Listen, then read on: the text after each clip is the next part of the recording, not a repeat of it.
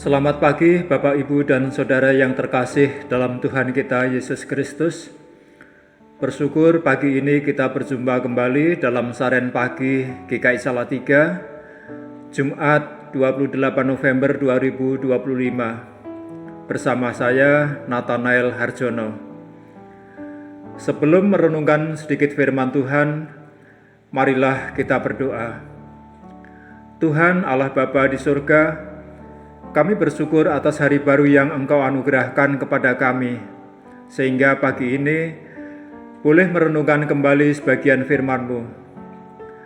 Perlengkapilah kami dengan hikmat-Mu, Tuhan, supaya memahami kebenaran firman-Mu serta mampu melakukan apa yang menjadi kehendak-Mu. Dalam nama Tuhan Yesus, kami berdoa dan mengucap syukur.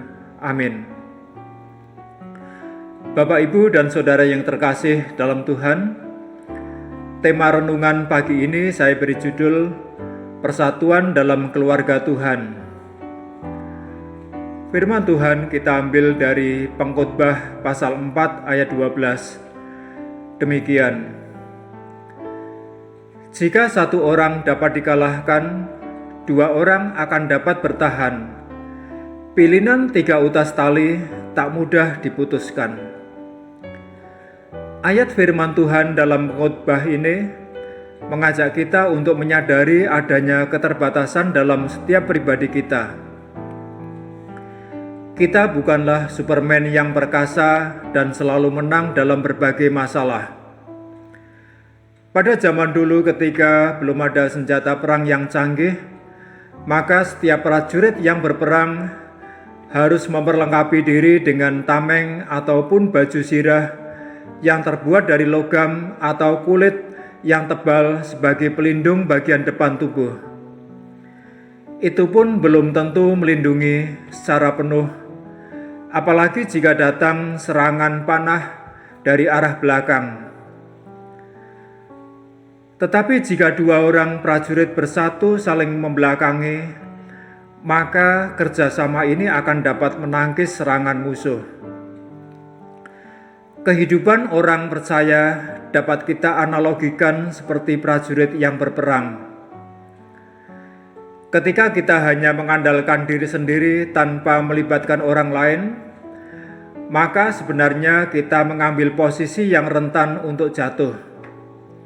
Jatuh dalam dosa karena berbagai godaan duniawi, atau jatuh karena tekanan dan himpitan yang membelenggu. Bahkan tidak tertutup kemungkinan seseorang menjadi murtad karenanya. Namun kehadiran orang lain dalam hidup kita, apakah itu saudara dalam keluarga, sahabat, juga saudara seiman, tentu akan menguatkan kita untuk bisa bertahan dalam berbagai masalah.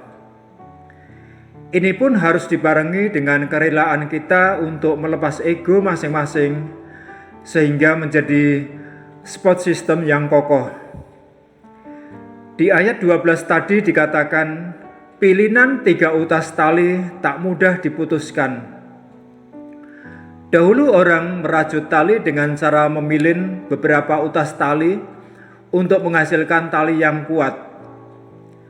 Firman ini sebagai kiasan bahwa dalam kehidupan kita orang percaya hendaknya selalu menghadirkan pribadi ketiga, yaitu Yesus Kristus, untuk memperkokoh persekutuan kita sebagai satu keluarga, yaitu keluarga Tuhan.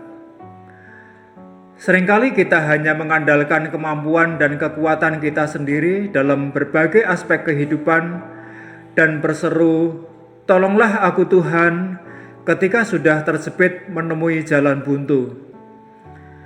Biarlah campur tangan Tuhan selalu kita hadirkan dalam berbagai situasi, sehingga apa yang kita jalani sesuai dengan rancangan Tuhan.